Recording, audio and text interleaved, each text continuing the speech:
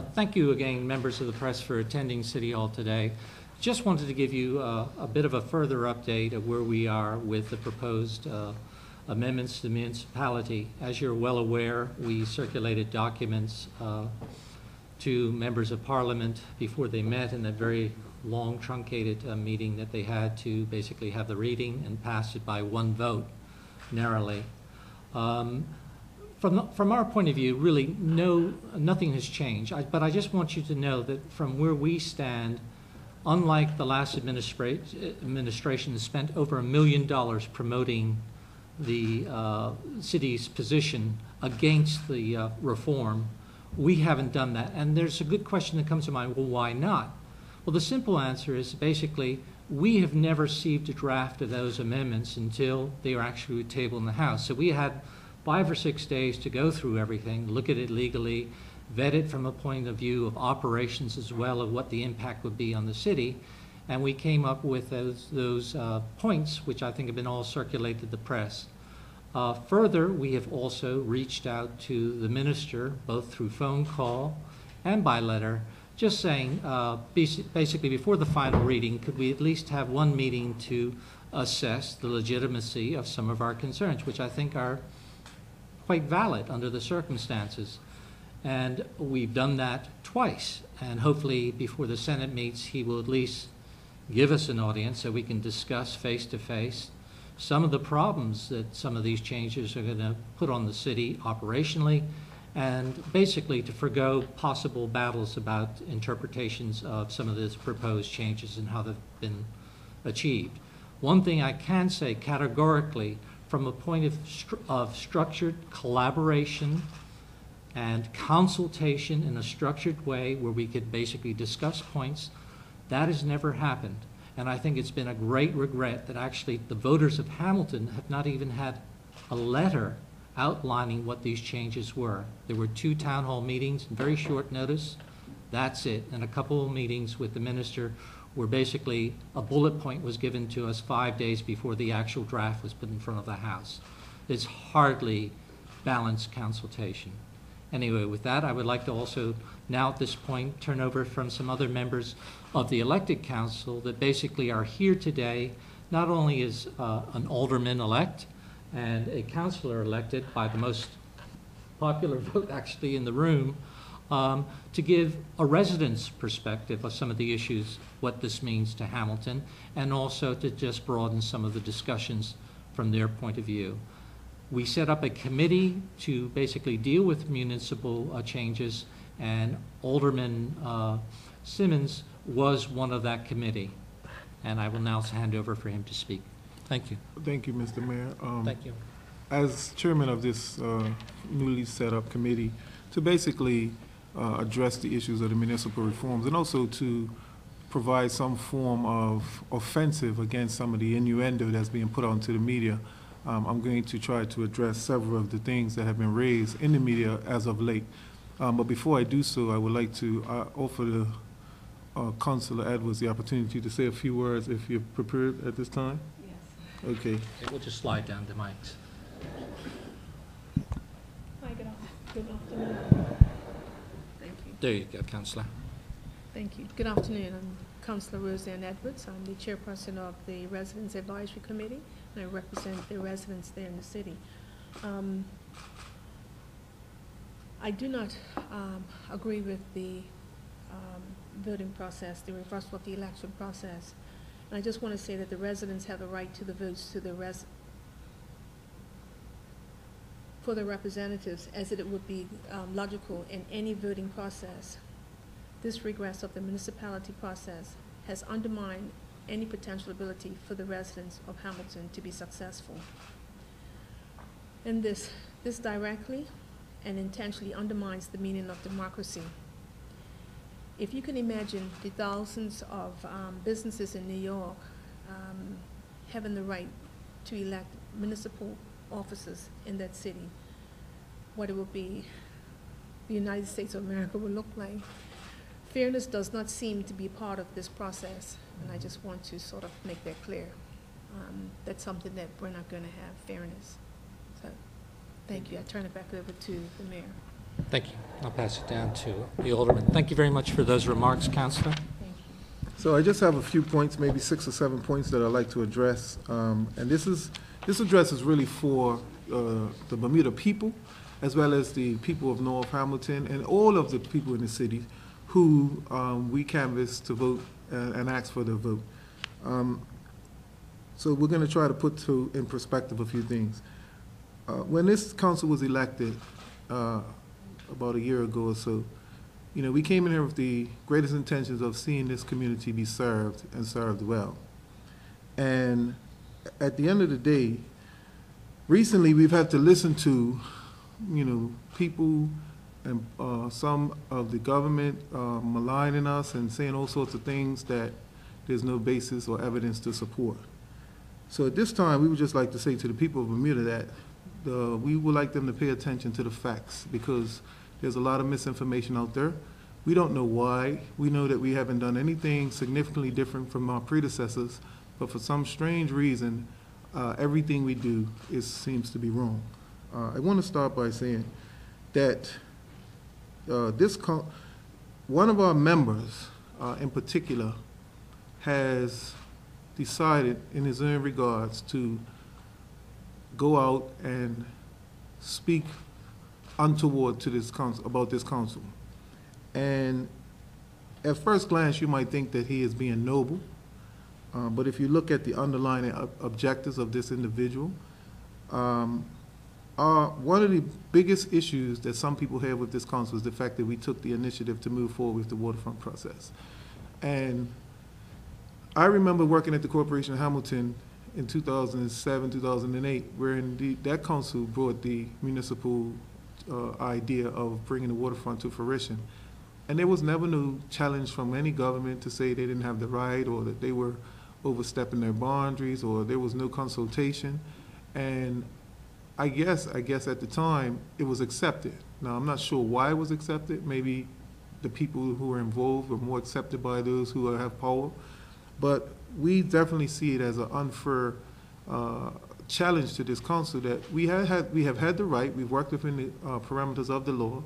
There's no document or court filings or legal filings or criminal filings of any sort that suggests that we've done anything illegal or untoward. So for people, especially members of the government, the current sitting government, to say publicly that, you know, we've done all sorts of things, I would ask them to show the evidence, name a single report that has concluded that we have conducted ourselves in a way that was less than honorable, and share that with the public. But if they can't, I expect them, or we would like for them, to redact those remarks. In particular, when I sat in the House the other day as they debated, some of the members really did give the opinion that we had done some wrongdoing. I'd like to know where they got that evidence from. And if your only evidence is one individual who was a former UBP senator elected by John Swan, or appointed by Sir John Swan, who is the #1 critic of our works with regards to the waterfront, then ask yourself, where's the conflict in that? Is he, in fact, serving the interests of the city, or is he serving the interests of to whom he is aligned with? And is that a business relationship? Was it a personal relationship? But certainly, he is not acting in the interest of the city. For people, in particular government, to just take one man's word on it, the government has yet to consult with the entire Corporation of Hamilton Council. We all stood as individuals to be elected. We were all elected individually.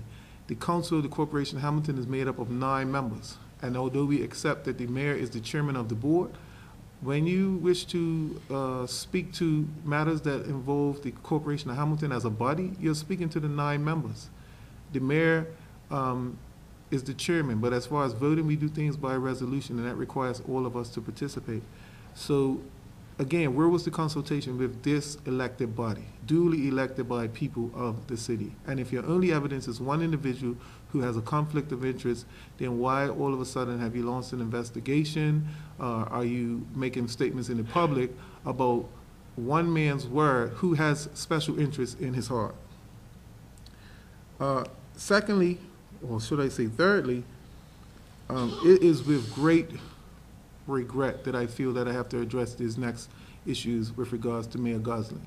I've never seen a mayor attack a sitting mayor or a former mayor attack a sitting mayor as much as Mayor Guzin has chosen to attack this administration, and in particular our Mayor Graham Otterbridge.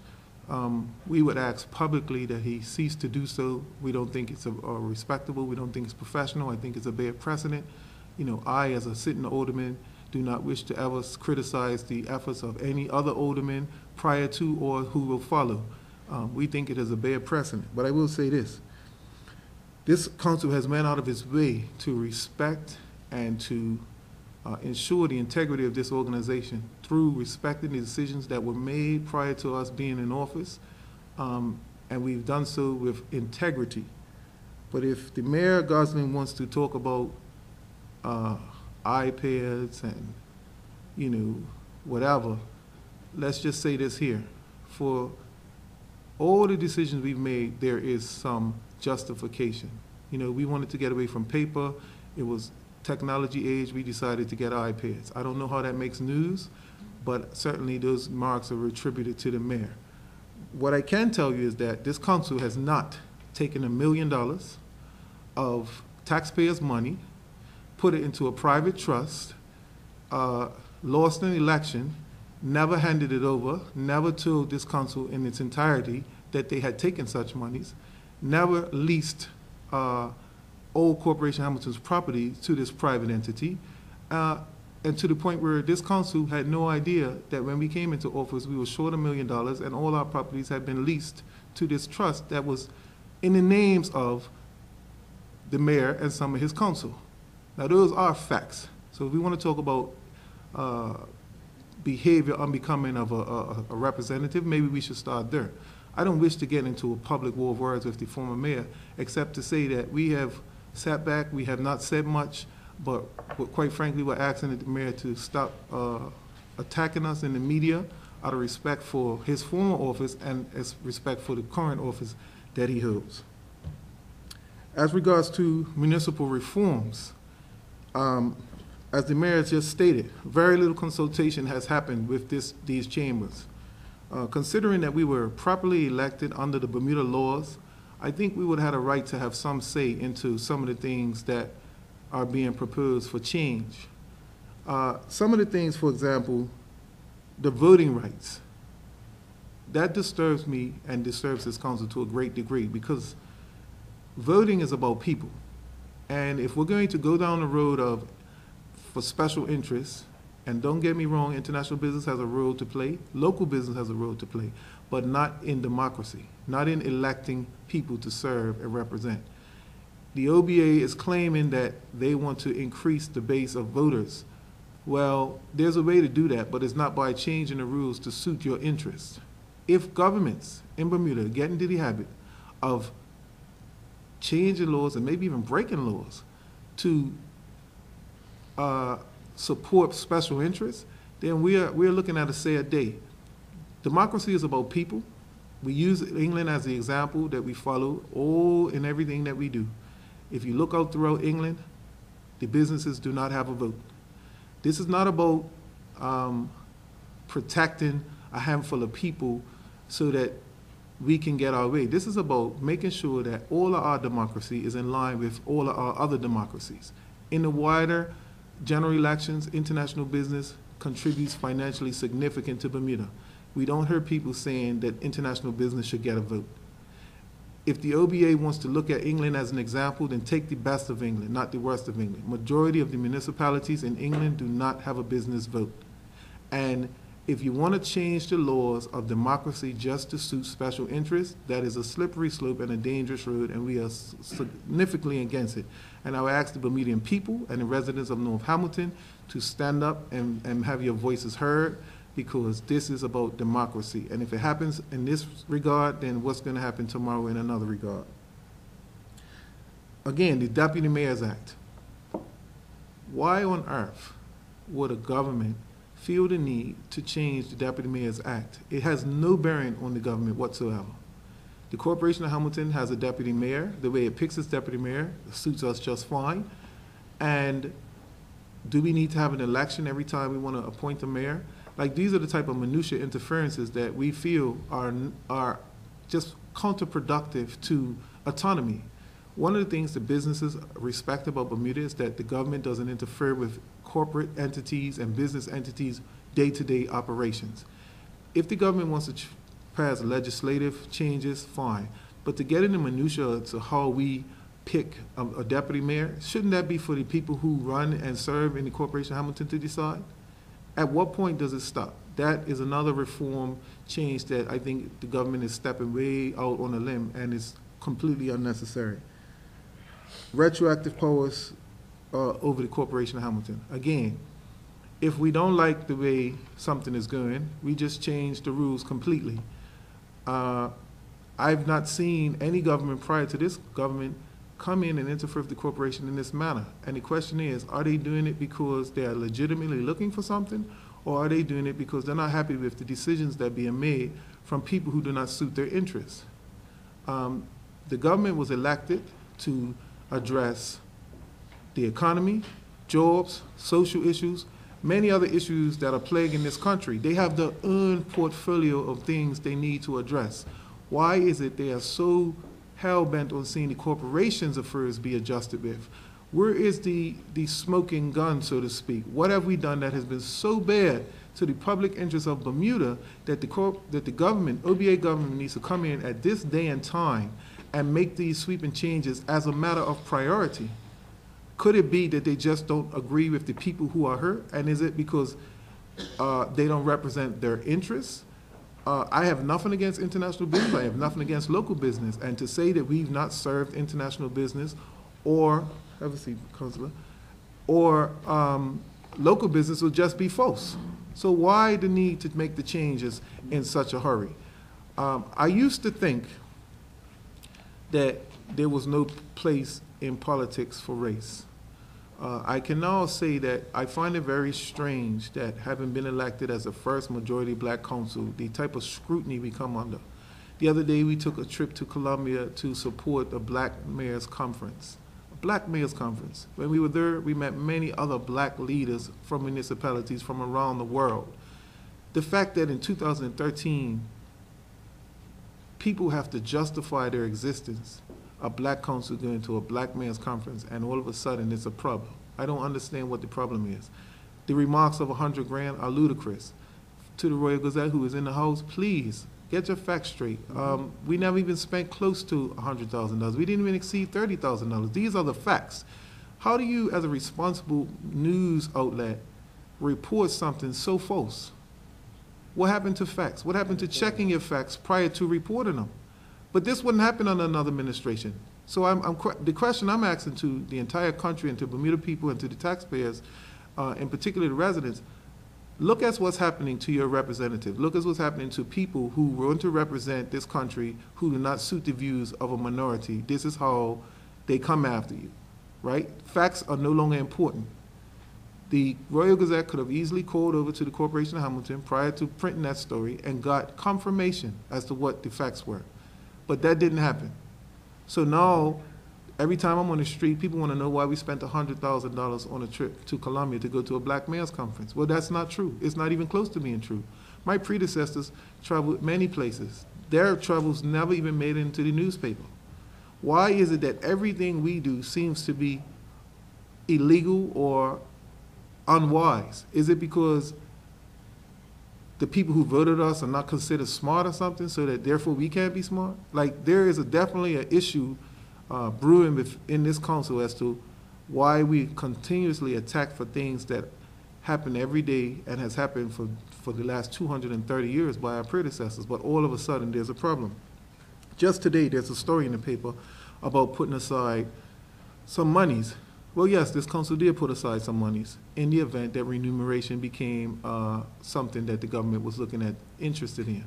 I can tell you for certainty that those funds have assisted us greatly in our efforts to run the organization. We've used those monies to do all manner of things, from sponsoring community events to pay for legal challenges that have come our way, to a host of other things. But I can tell you what has not happened. We have not been remunerated in any shape, form, or fashion. Although I do believe, and I will say on record, that we should be. The other day I sat in the House of Parliament till almost 2 o'clock in the morning. And that was to make sure that I could serve my constituencies to the best of my ability. But at the end of the day, my time was not remunerated for. My family that I'm away from do not get the advantage of being able to put food on the tables whilst I do my duties. I don't regret being here, and I will not leave until my term is up. But I will say that there's a precedent that was set in this country a very long time ago. All of our other elected officials live by it, that is people's time has value, right? And so it only seems like when this council speaks of having the fairness of being able to serve the business of the people, that all of a sudden it's a foul or unthought of discussion. I can tell the people of Bermuda and the residents of the city, this discussion is not a new discussion about remuneration. Almost every council prior to us has had the conversation, but because of the people who are bringing it up, all of a sudden it's become a big issue, and all of a sudden it's the worst thing that's ever happened. I want the people of Bermuda to know that we're going to serve regardless. But I will ask them that if you sat where I sat and you knew about the deals that were made from business people who sat in these chairs to serve themselves, and I'm certainly not suggesting the people before me did not serve the city well. I'm saying to you that there's many forms of payment, and that I have documentation available to me to see that if I had some of the businesses that some of the people who sat here before me had and was able to forward some of the contracts they were able to forward to themselves, I wouldn't need to get paid either. So do you want a council that's going to serve in the interest of the people 100%, or do you want a council that's going to look for ways to siphon money through their businesses to themselves? Should I say tomorrow, okay, free haircuts for all the Corporation Hamilton staff, and then they can all go around to my business and get free haircuts? Because that's the type of thing that people have done in the past. Now, again, I will say for the record, previous administrations, in my opinion, have done an excellent job for the city. But all of a sudden, this council can do no right. As far as the minister goes, you know, very disappointed in Minister Fahey, an individual who I knew personally. Again, no consultation with this Corporation of Hamilton Council as an entire board. The fact that they've openly taken information from one member and ran with it without consulting in great detail this council, I find shows a lack of respect for this position, this office, and the people who elected us. As far as some of the municipal reforms, again, having 2 public meetings, not specifically asking for the voters of North Hamilton, not for specifically asking for the voters of the city of St. George's or Hamilton, just a general public meeting, and then call that consultation is disrespectful to the electorate. And so if the minister wants to start over again and involve the people who he's trying to disenfranchise, then I welcome him. But to proceed on this footing without having consulted the elected people, the people themselves, it shows a complete disregard for the views of the ordinary Bermudian citizen. And for the wider Bermuda community, I want you to take note of this, that clearly this is a government that doesn't think that the views of ordinary people matter. We continuously hear about the interests of big business, and I certainly believe there's a place for big business, but again, governments and democracies are about people. And so we want to drive that point home to the Bermuda people. Look at what the OBA government is doing and ask yourself, are these the people you want to trust for the next 5 years to take care of the affairs of the people? As for the Premier and all the other ministers of the OBA government, again, Minister Fahey is your minister. If you align yourself with these behaviors, and particularly the retroactive laws that will open up a broad precedent for all governments to follow, in particular the removal of the rights for ordinary people to have a voice and giving it to companies, is a bad precedent, is a bad law, and I think your government will be held responsible. To all the businesses who have been quiet and silent, which amazes me to this day, that 2 years ago, when the PLP tried to take over the Corporation of Hamilton, it wasn't right.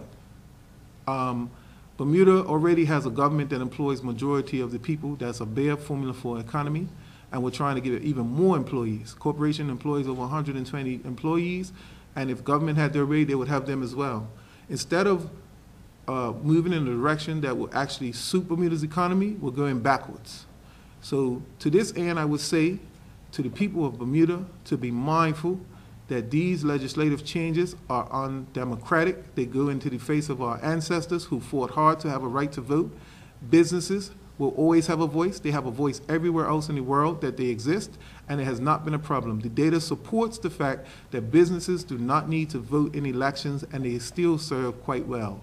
And if the OBA government had respect for the people of North Hamilton, instead of changing the rules, they haven't even considered to lobby the people. In other words, put your candidates forward and go into North Hamilton, go into the city, talk to the residents and ask for their vote. That would be the humble, respectful thing to do.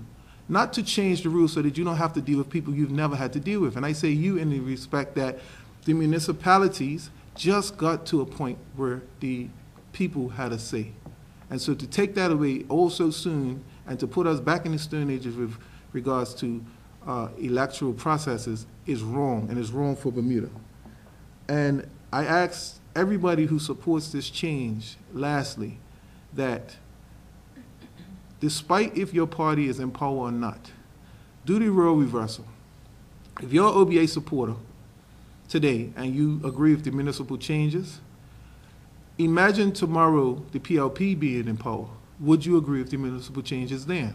And if your answer is yes, then so be it. But if your answer is no, then bear in mind that the OBA will not be in power forever. That's inevitable. But when the PLP or some other form of government comes into power, I don't want to hurt the businesses. I don't want to hurt all these people all of a sudden whining about, oh my gosh, they got power of the municipalities too. Municipalities are over 200 and something years old. They have served this country well. This is one of the top cities in the entire world. We have one of the top economies in the entire world. And although we have our challenges, this is the formula that has got us here. And if we want to start meddling with things that have served this country well just for the sake of race or politics, then I wish us all luck. But this is not the thing we need in this time, in this hour. So I'm asking the government to reconsider their position. I'm asking the people of Bermuda to speak to your government ministers and tell them to leave well enough alone, and that they have their own mandate and their own things they need to fix, and to allow the corporation, one of the oldest institutions in this country, even older than Parliament itself, to continue to carry on its affairs and serve Bermuda well. And with that, I'd like to hand it over back to the mayor. Thank you. Thank you. Councillor Scott, I believe you have a few things to say. Just a few, yeah.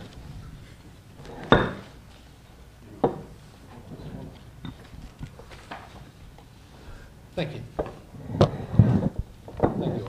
First of all, my apologies for being late. I was in another meeting in my day-to-day responsibilities at the BIU. But let me start with the Royal Gazette. In today's paper, Mr. Finnegan, Gareth Finnegan, editorialized, and I'm going to quote, "Insiders also claim that Mayor Outerbridge has launched a legal challenge to the rights of senior officials." Now, this thing is before the courts, this particular issue here. And it's not the mayor has taken on the senior officials, it's the secretary, it's the human resource person that took the government and the corporation to court. It's in the legal hands, so I'm not going to mention any more on that there. But I think we owe, Mr. Finnegan owes us an apology, and I think he should have withdrawn this particular comment here and send the corporation an apology. The second thing is the former administration. I happened to be up in the House along with the mayor, alderman, and maybe one or two other persons. I served in the House myself. And for this bill to be passed in the form that it was passed, it's shameful, because the persons that spoke on behalf of the OBA, they had no factual information. We did witness one of our council members handing out information to the OBA, which is also shameful. But let me refer to the most recent auditor statement, December 31st, 2012. I think you should all get a copy if you don't have one. On page 4, because I heard, just on recollection now, that the basis of bringing the business vote back was based on the percentage of taxes that they pay into the corporation. The facts are right here. I didn't see anybody draw this document while they were speaking. But the facts speak. Property taxes, $8,468,000.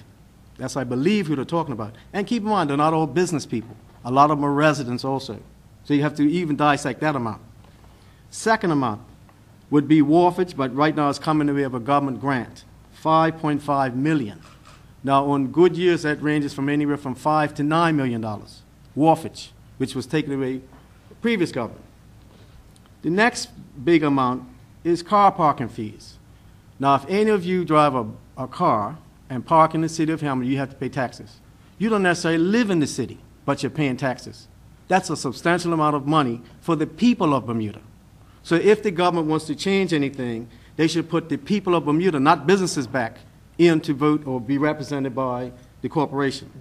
Another big amount. There's buildings that don't even sit in the city of Hamilton. The sewage line, I don't know if you're aware of it, goes out to Paget along past the hospital. That amount there is over $2 million. And any new building that gets built in the city or along that channel, it'll be tapping into that sewage line. So that's fees that the corporation collects because that's the only sewage facility in this area. So you have Cedar Bridge Academy, you have Berkeley Institute, you have all those properties down going west along Front Street. They all tap into that sewage line. This is not, well, what I'm saying is that the aggregate amount, when you look at it in numbers, and you can take a copy of this, it's about 40% thereabouts or less that businesses pay in taxes in the city. The rest comes from elsewhere. So again, it's a flawed argument. However way they want to look at it, it's a flawed argument. And again, you're welcome to look at this. Notwithstanding, if you look at this, it talks about, again, the former administration, because the former administration head is doing a lot of talking in the paper these days. And I don't know if that was covered already. Yes. It was, okay, so I wouldn't say any more. But it's all here in this document. That's the financials. Thank you. Questions, members?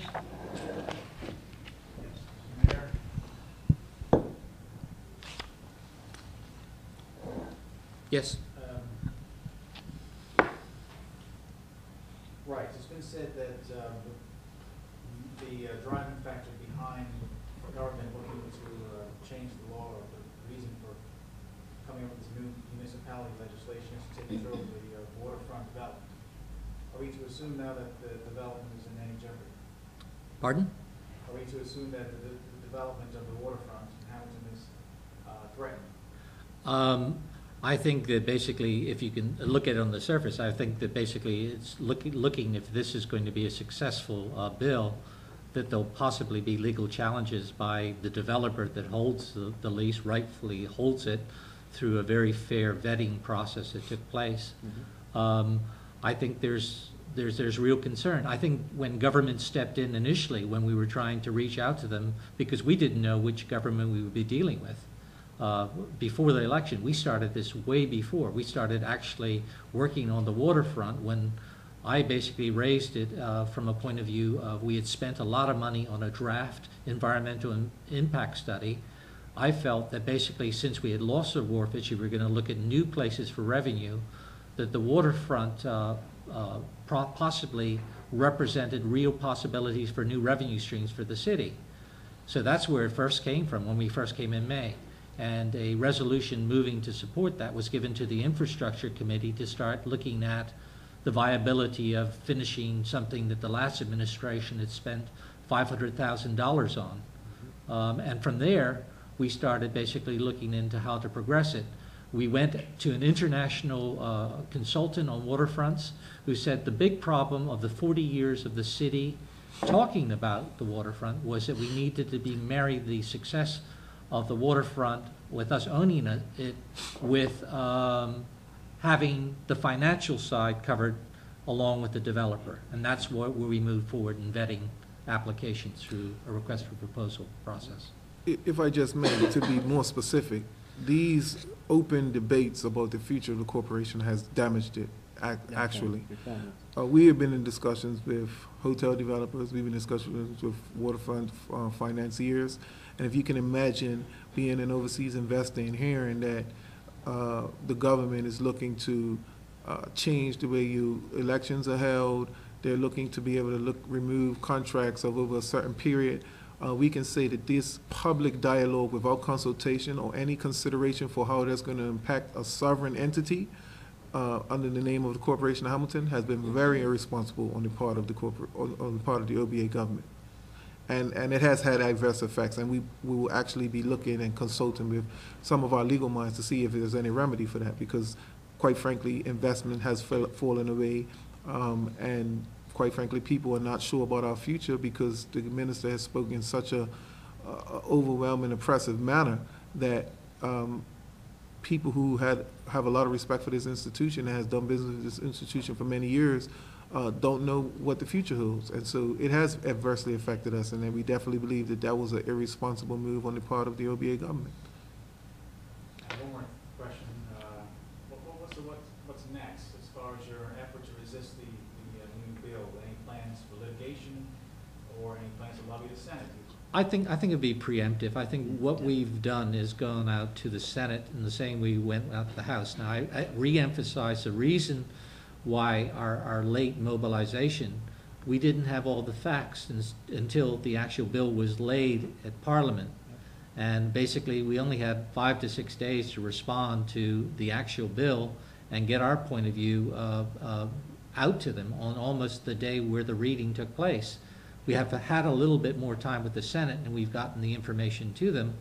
And we hope that if they go into committee, or like I had said earlier, that we've reached out once again constructively to the minister and said, let's rethink this rather than getting into a big fight, basically. That's what I'm looking at, and see how we can make this into a win-win situation. Some of the reform in respect to bringing back the wharfage is the right thing to do, but there's still the remedy of the difference of money that we've lost since that bill, that the wharfage was taken, that we need to still discuss with government. I mean, the positive thing of putting a code of conduct into the act is a good thing. It came with our encouragement. But we weren't listened to about setting up something to enforce that code, and that's called a standards committee, and the ability to appoint an unbiased standards committee that can basically look at complaints or where a member has walked on the wrong side of the code, that an objective evaluation of that can be made, and there can be real remedy against that member for doing things like handing documents over, sensitive documents over to the wrong people. Just one other point to drive home the message. There is a mechanism in this act to remunerate members, and it talks about $50 a meeting. And, you know, I think that's just like sort of a disrespectful amount or a number. And I say that because government has a standard. When you sit on the boards, various boards within the government, planning, marine ports, fire board, they have a fixed amount that they give to people who serve on those boards to attend meetings. And this government didn't even see fit to make it equal to that. Notwithstanding that these are appointed people that sit on these government boards where we were elected officials. And so that just, again, speaks to the lack of respect that they have for the people who sit in this office. And this is the first time that that lack of respect has been so apparent.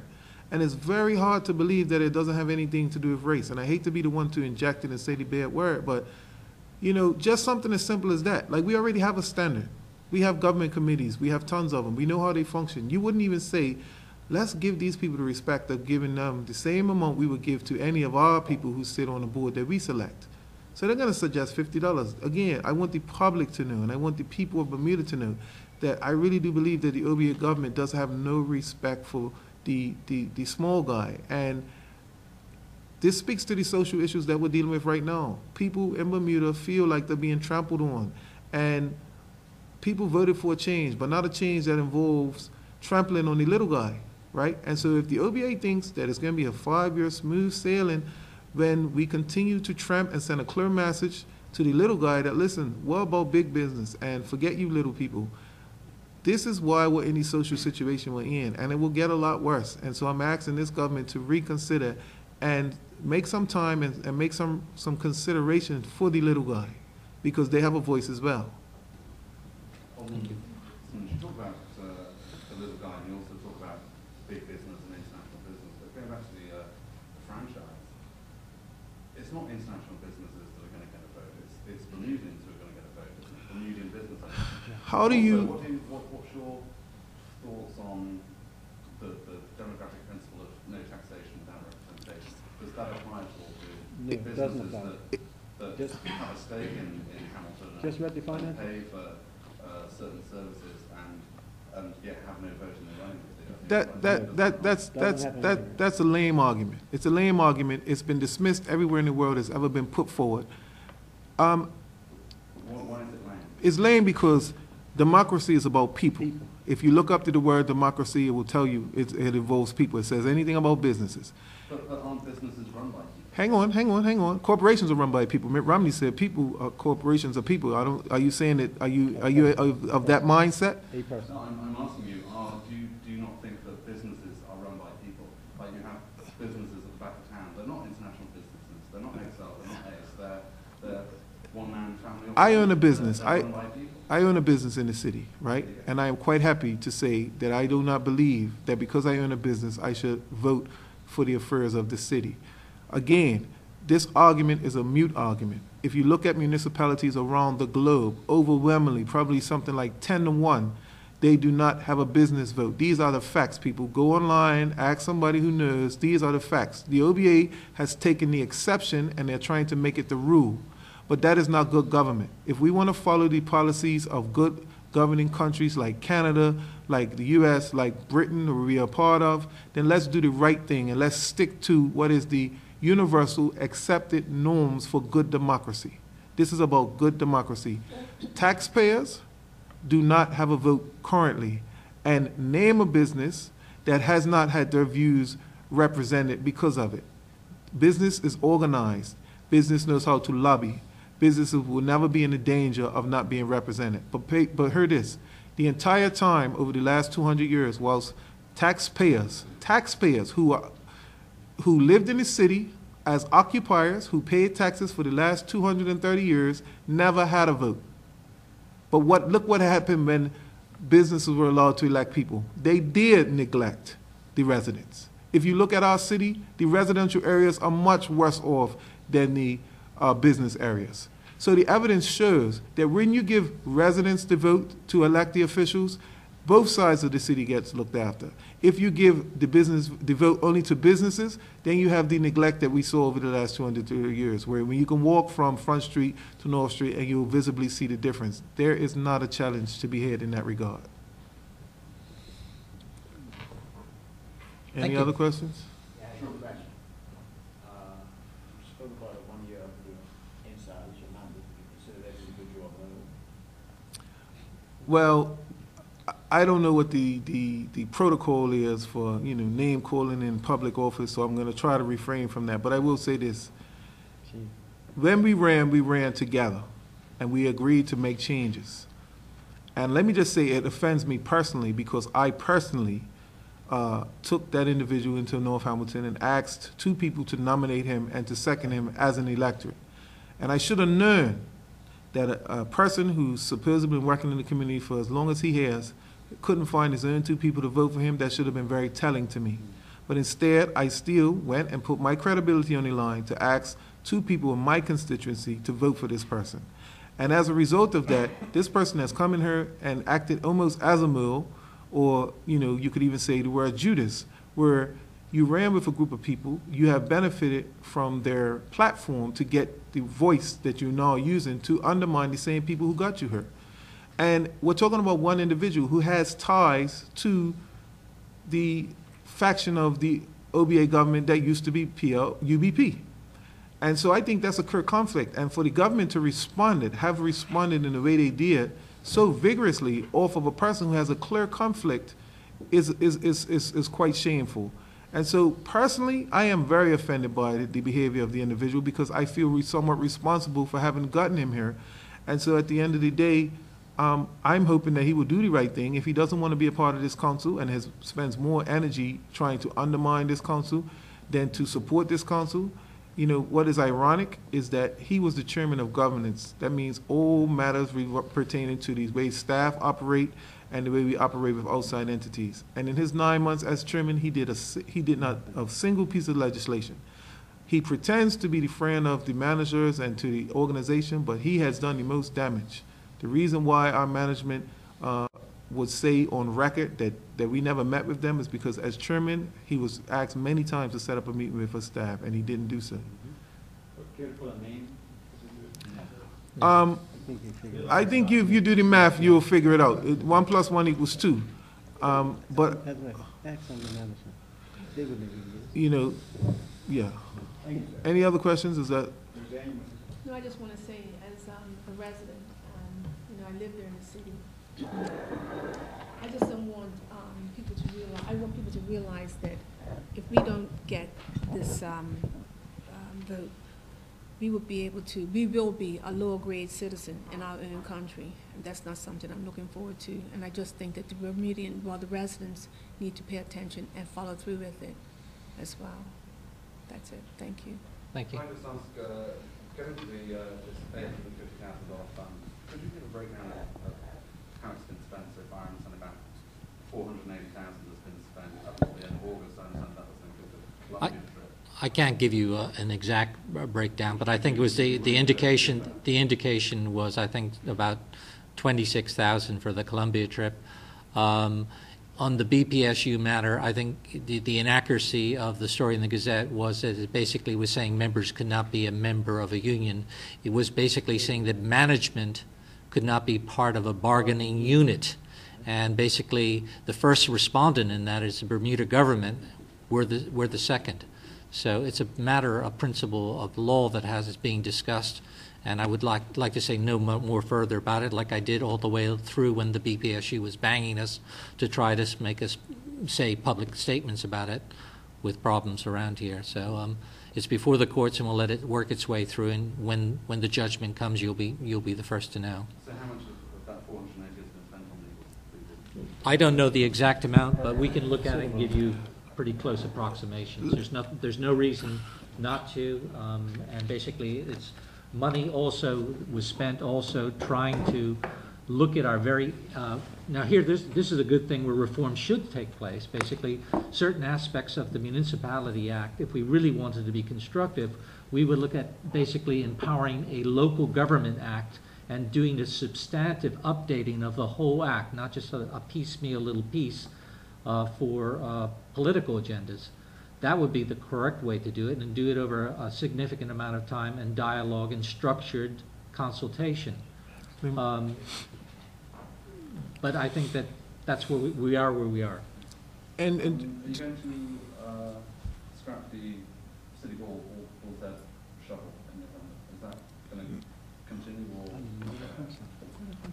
that is probably an operational issue. I don't know exactly where that stands. I don't think it's a significant piece of revenue. I do know that in the past we have extended it because of its popularity and for safety issues. So maybe that will be something reviewed. But considering the scope of things we're dealing with, I think that ranks pretty low. Doesn't it start running every November through the winter months? And I know in January you were talking about not reintroducing it this November. Have you made it? So you haven't made a decision? No, we haven't made a decision. But if I may, just on the previous point about legal fees, the Attorney General said in the House the other day that if some of the laws that the government passes is ultra-virus, that we have a legal opportunity to go before the courts. Well, I believe they know before they even pass the law that some of it is going to be something that we can attack in the courts. But if the members of the public and members of the residents of Hamilton are concerned about budgetary matters, this is another example of irresponsible government behavior. They would knowingly do stuff to us that could potentially be ultra-virus and then challenge us to go before the courts to have it rectified, therefore causing us money purposely so that we could be seen in a bad light. This is a prime example of what I'm talking about. The Attorney General said this in the House of Assembly the other day, that yes, some of it may be able to be challenged, but we're prepared to do it anyway and allow this administration to rack up large legal fees to have justice done when justice should be done without a cost of finances. So yes, we have put aside money for these types of eventualities, and by the looks of it, it's going to have to continue. But what I find disturbing is that it's not new, and every administration before ours did it. The previous administration spent $1 million on a campaign in 2010, but that never made the news. So this is the inconsistency that I want to speak to about the people of Bermuda. Do not be deceived. This is an agenda being executed by people who are not happy with the people who are running this form of government. And what would they do in the future? And one final question. That's it from me. I got Yeah. to go. Sorry. Yeah. You have to go. 2 o'clock. Bike clamping, second, Pardon? bike clamping. By Yeah. clamping? The Cool it, whole, cool it, cool it. yeah, the whole thing to do with the ordinance at the moment, right now, basically at the request of our minister, was basically to hold off. 95% of the traffic ordinance is basically the combination of 3 ordinances being melded into one. There is no plans at the moment to move forward until we know that government is happy and that the law that we put forward in our ordinances is sound, and we've respectfully held off at this time. But the education will go on. Thank you. Has the corporation benefited from the trip to Colombia? Tremendously. Tremendously, and I would say that basically you will get an update in the form of report from the actual chairman that led the actual delegation to Colombia. You will be getting that in the near future. Thanks very much. Thank you. Appreciate it.